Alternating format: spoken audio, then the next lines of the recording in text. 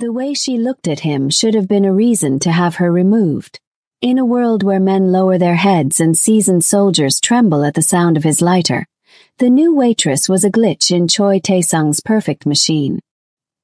He was used to the invisible staff, terrified silhouettes who dropped plates and averted their eyes to avoid his notice. But when Amina Johnson set the porcelain cup before him, her gaze didn't falter. It locked onto him with a steady, quiet defiance that felt like a challenge to his very existence. "Is the tea to your liking, Mr. Choi?"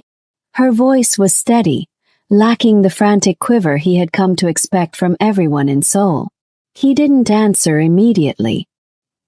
He searched her eyes for the flicker of fear, the reflexive retreat he saw in his enemies before they broke. Instead, he found a calm, iron-willed resolve. Something dormant and dangerous shifted in Tae-sung's chest, a sudden irrational need to see exactly how much pressure it would take to make her look away. For a man who controlled the city's shadows with a single word, being looked at as an equal by a girl in a uniform made him feel something he hadn't felt in decades. Intrigued. "Who told you that you could look at me?" he asked, his voice a low, melodic threat. Amina didn't blink. "Respect is seen, sir," she replied, and the air in the restaurant seemed to vanish. Amina had worked at the restaurant for 3 weeks, and she knew the hierarchy. She knew that Daniel Park and Yuna treated Table 4 like a sacrificial altar. She knew the scent of Tae-sung's expensive cologne was a warning to stay back. She understood the rules of the world. Be silent, be efficient, be invisible. But Amina Johnson had spent 24 years being the other. The foreigner, the outsider, the girl who had to work twice as hard for half the respect. She had learned that once you start bowing, people never let you stand back up. Today, her courage was a necessity, not a choice. Her manager, Sung-ho, had tried to dock her pay for a broken glass she hadn't touched, and the debt collectors back in Louisiana were calling her sister again. She couldn't afford to be the girl who fumbled a tray or looked at the floor in shame. She needed this job to be her fortress. If she let the fear in the room swallow her, she'd lose the only thing she had left, her dignity.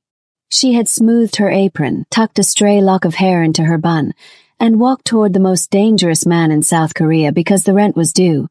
Her family was waiting, and she refused to let a boss see her sweat. She had spent a lifetime perfecting the art of being unshakable, but as Tae-sung leaned forward, she realized that being noticed by a predator was a lot more dangerous than being invisible. The silence in the restaurant was so thick it felt like a physical weight, pressing down on the shoulders of every server in the room. Behind the mahogany partition, Daniel Park gripped a serving tray so hard his knuckles turned white, his eyes darting toward the floor.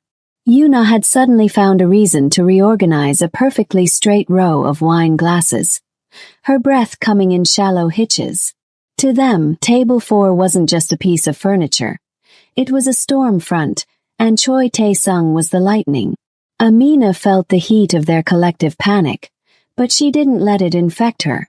She moved with a rhythmic grace, her sensible black shoes making no sound on the polished hardwood.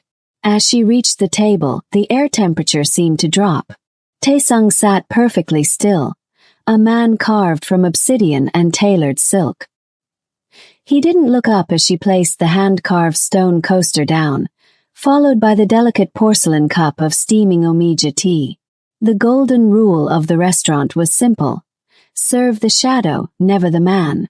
You look at the cuff of his sleeve, the knot of his tie, or the steam rising from the cup, but you never, under any circumstances, look at the face.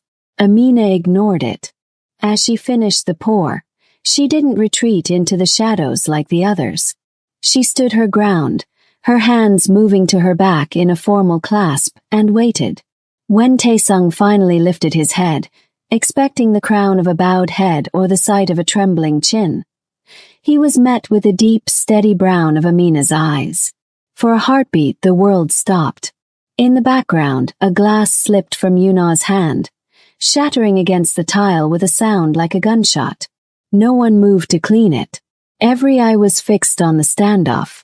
Tae-sung's expression didn't change, but his pupils dilated, tracking the lack of fear in her face.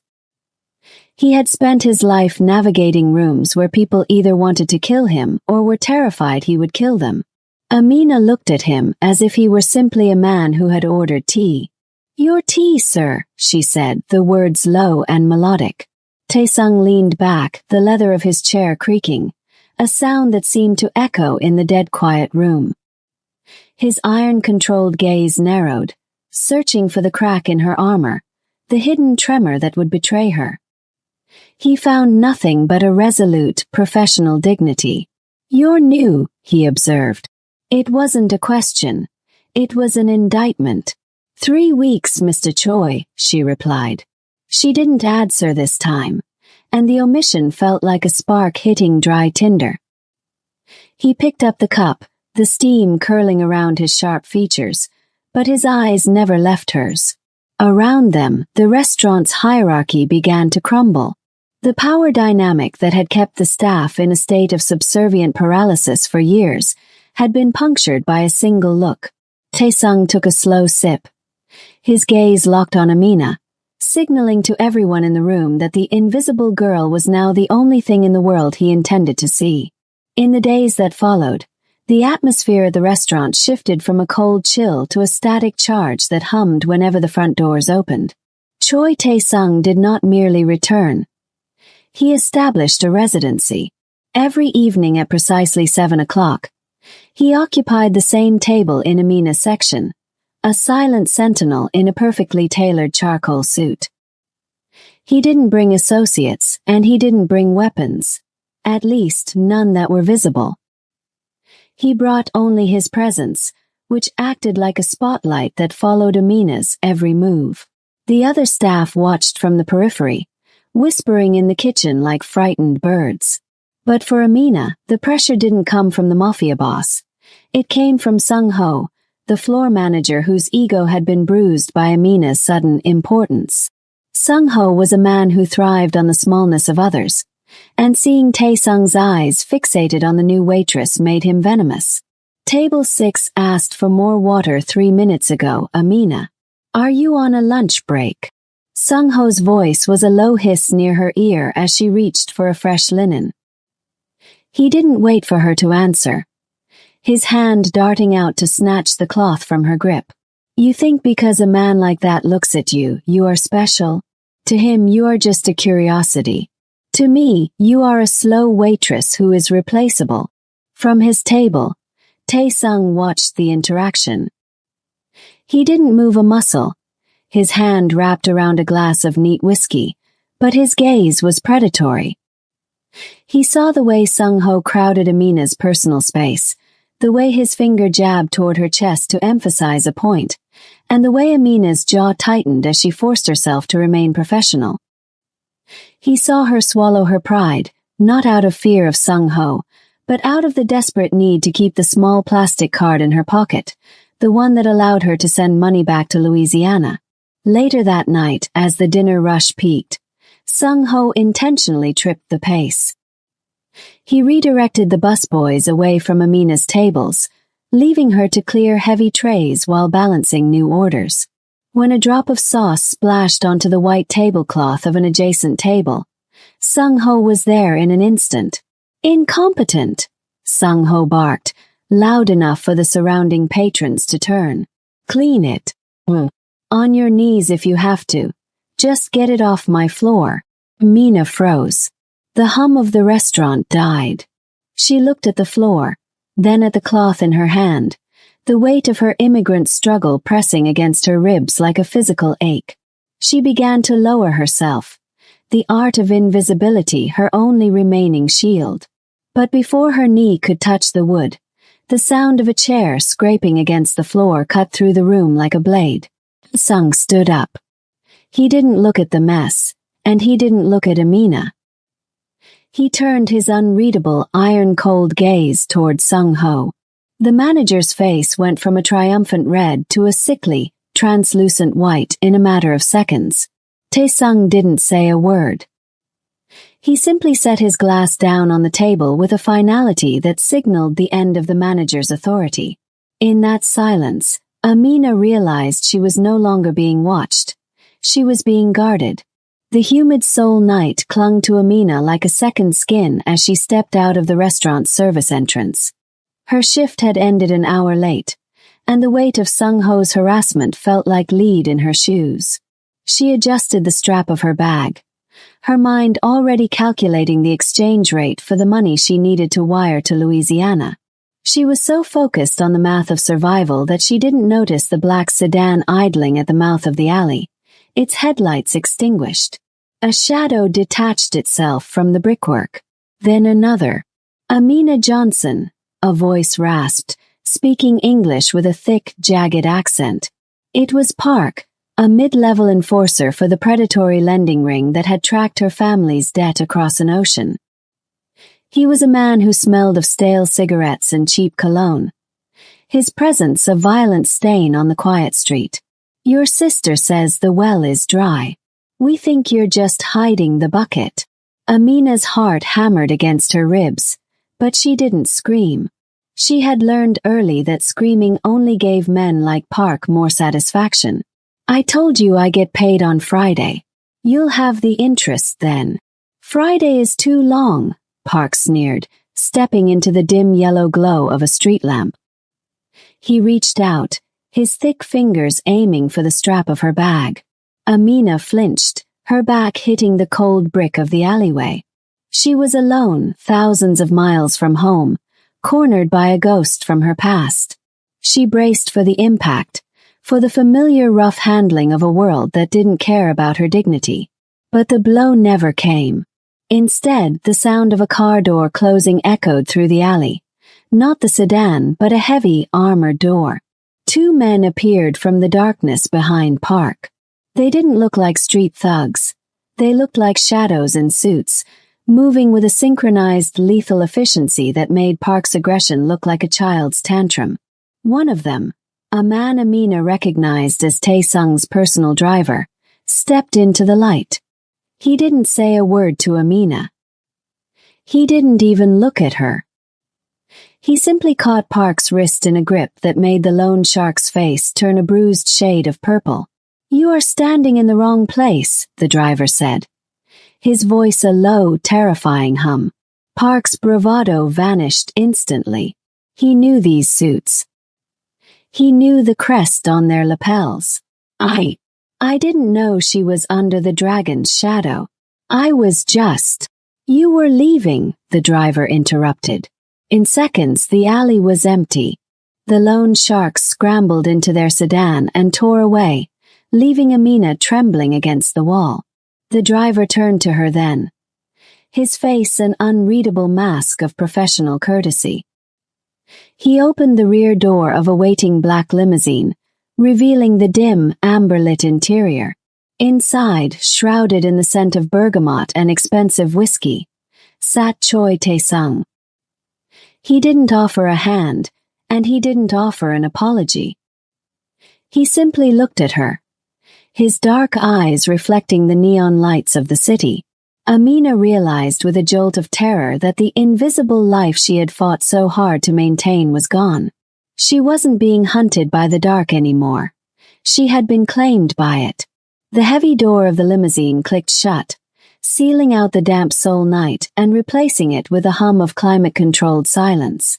Amina sat on the edge of the leather bench, her hands clasped so tightly her knuckles mirrored the ivory of the fine porcelain she served daily. Beside her, Choi Tae-sung remained a shadow among shadows, the amber light of the car's console carving his profile into sharp, unforgiving lines. "Drink?" he asked, his voice a low vibration that seemed to bypass her ears and resonate directly in her chest. He didn't wait for an answer, pouring a finger of amber liquid into a crystal glass that caught the passing streetlights. He held it out not to a waitress but to a guest. Amina didn't take it. She forced herself to meet his eyes, her chin tilted up in that same quiet defiance that had first caught his attention. "I don't belong in this car, Mr. Choi. And I don't need a protector. I just need to get home." Tae-sung set the glass down with a rhythmic thud against the wood grain tray. You belong wherever you choose to stand, Amina. But you cannot stand against men like Park with nothing but a professional stare. He leaned forward, the scent of bergamot and expensive tobacco surrounding her. I know why you are here. I know about the house on the edge of the bayou in Louisiana.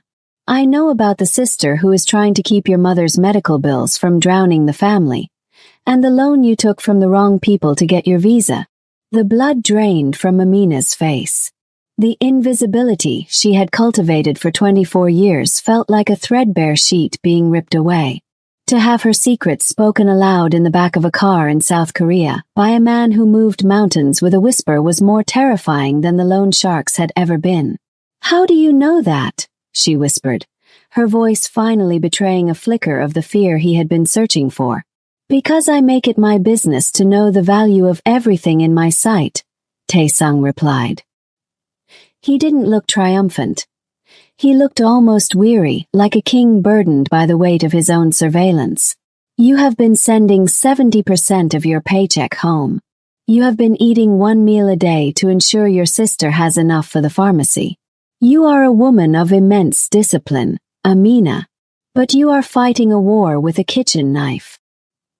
He reached into his breast pocket and pulled out a small, heavy envelope, placing it on the seat between them. The debt in Louisiana no longer exists. I have purchased it. Amina stared at the envelope as if it were a coiled viper. I didn't ask you for this. I don't want to owe you, of all people. You don't owe me money, Tae-sung said, his gaze softening just enough to be dangerous. I simply prefer my guests to sit at my table without the weight of the world bowing their heads. Tomorrow you will come to the restaurant, but you will not wear the uniform. You will sit with me. Amina looked from the envelope to the man who had just dismantled her entire life with a checkbook. The bridge between their worlds had been built, and as the car began to move toward her apartment, she realized she had no choice but to cross it. The following morning, the restaurant felt less like a place of business and more like a tomb. When Amina arrived, she wasn't met with Sung-ho's bark or the frantic clatter of silverware. Instead, a heavy, suffocating reverence followed her every step. Yuna, who had previously treated Amina with a dismissive coldness, now stepped aside in the narrow hallway. Her head bowed so low she was nearly doubled over. Even Min-jae, the senior waiter who usually kept to his own section, scrambled to open the supply closet for her as if she were a visiting dignitary. It was a new kind of isolation. The invisible girl was gone, replaced by a ghost story. To the staff, Amina wasn't their peer anymore. She was a walking trigger for Tae-sung's wrath. I can do that myself, Min-jae, Amina said, her voice sounding unnaturally loud in the quiet kitchen. It's no trouble, Miss Johnson, Min-jae stammered, his eyes darting to the security cameras as if Tae-sung were watching through the lens. We didn't know about your situation.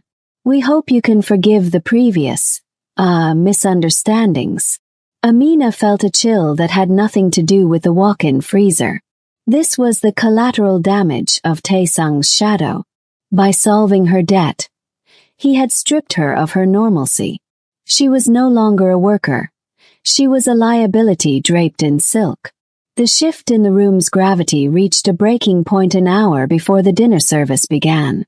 A man in a rumpled beige trench coat entered through the front, ignoring the closed sign.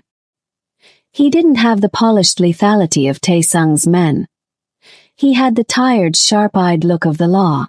Detective Daniel Park didn't wait for a host. He walked straight to the bar where Amina was polishing glasses and flashed a gold shield. Amina Johnson. I'm with the Seoul Metropolitan Police. Amina didn't flinch, but her grip on the glass tightened. How can I help you, detective? I'm curious about a car, he said, leaning against the bar. A black sedan belonging to a local predatory lender was found abandoned near your apartment last night. Curiously, the men inside were in no condition to drive it. And even more curiously, witnesses saw you getting into a limousine owned by a holding company tied to Choi Tae-sung. The detective leaned closer, his voice dropping to a conspiratorial whisper. People like Tae-sung don't give rides for free, Amina. They don't pay off Louisiana debts out of the goodness of their hearts. Whatever he's promised you, it's a cage. Do you want to tell me what he's holding over you before you become a permanent part of his crime scene? Amina looked at the detective, then at the staff watching from the shadows. She realized the trap was closing. If she spoke, she betrayed the man who had saved her family. If she stayed silent, she was no longer just a waitress. She was an accomplice. The detective's departure left a silence far more corrosive than his questions.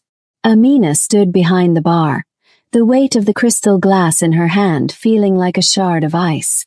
Across the room, Yuna and Minjae were busy with chores, but their movements were stiff, their eyes never once drifting toward her. The barrier between her and her colleagues wasn't just made of fear anymore. It was made of glass. She was visible, yes, but she was encased, separated from the world of ordinary people by the shadow of a man who dealt in blood and loyalty. That evening, when Tae-sung arrived, the air in the restaurant didn't just still, it froze. He walked straight to her, his presence a dark gravitational pull that forced everyone else to the periphery. He didn't ask for a table. He didn't ask for tea.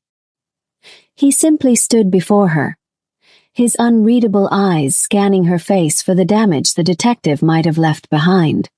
He was here, Tae-sung said. It wasn't a question. His voice was a low rumble, the sound of a predator sensing a breach in his territory.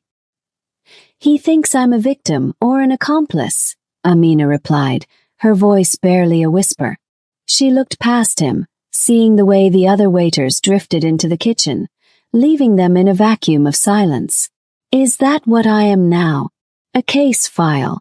Tae-sung stepped closer, his scent of bergamot and danger filling her senses. You are whatever you choose to be. But the world is no longer looking through you, Amina. They are looking at you because of me. The realization hit her with the force of a physical blow. For 24 years, her safety had been her anonymity. She was the girl who blended into the background, the worker who moved without disturbing the air. That invisibility had been her armor against the coldness of the world. But now that armor was shattered. By accepting his protection, by allowing him to see her, she had stepped onto a stage where every move was scrutinized and every mistake was fatal. She looked at his hands, strong, steady, and capable of both immense gentleness and calculated violence. To love a man like Choi Tae-sung was to accept a life where peace was an illusion and safety was a luxury bought with power. There was no going back to being a nobody. There was no returning to the quiet struggle of the service uniform. I spent my whole life trying not to be noticed, she said, her eyes finally meeting his, bright with a mixture of grief and resolve.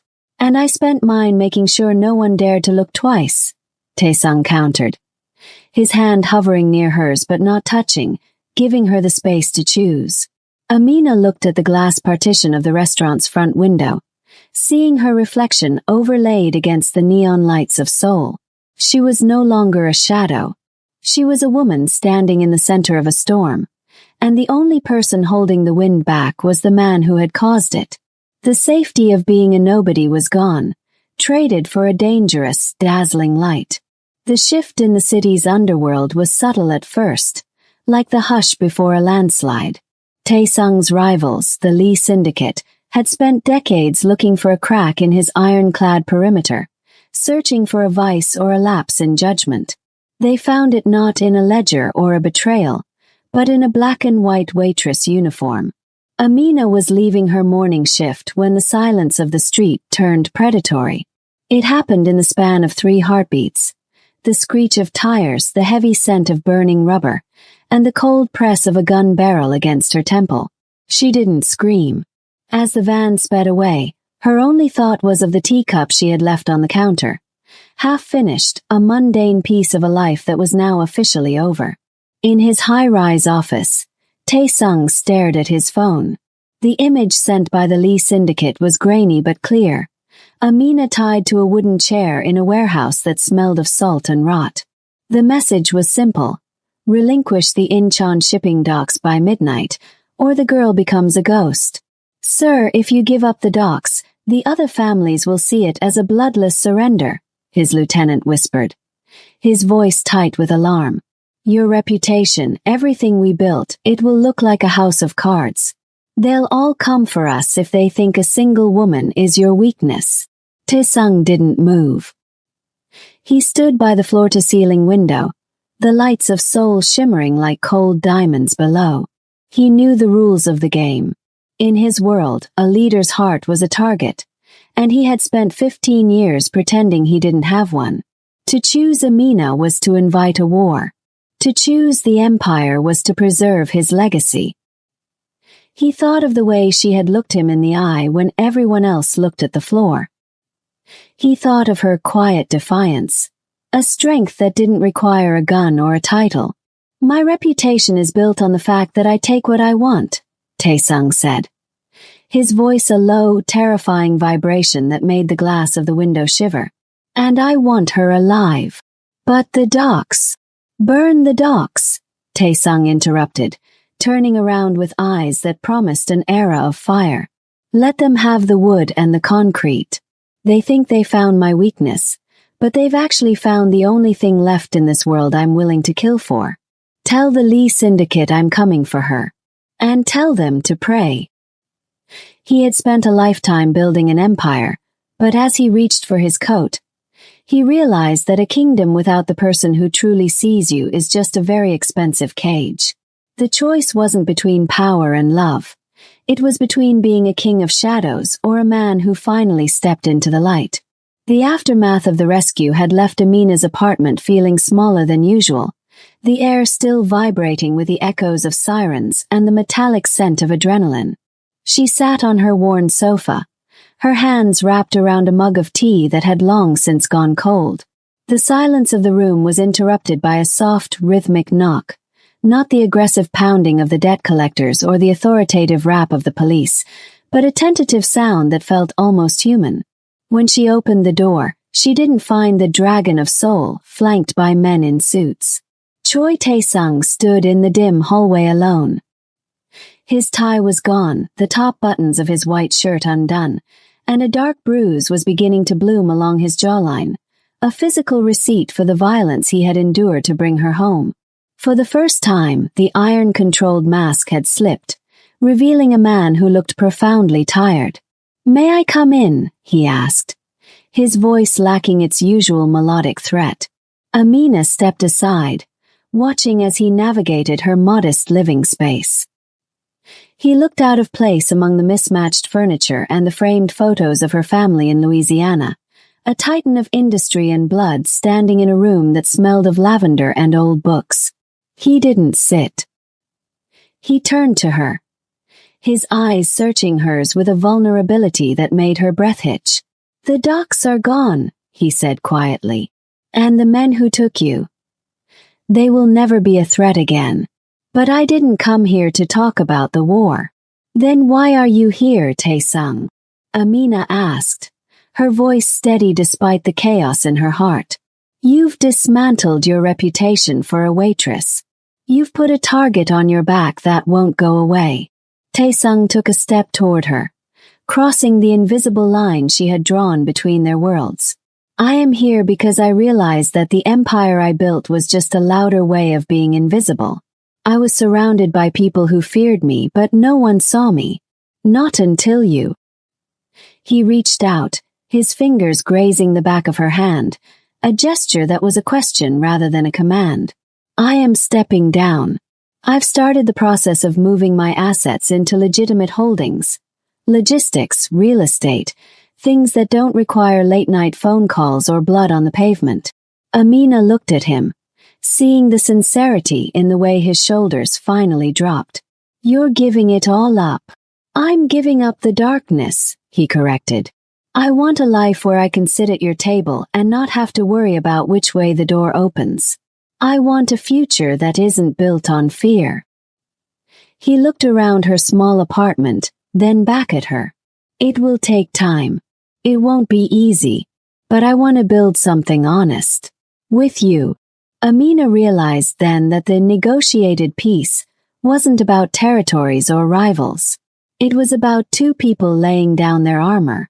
She reached out, closing the small gap between them, and for the first time she wasn't just looking at the boss, she was seeing the man.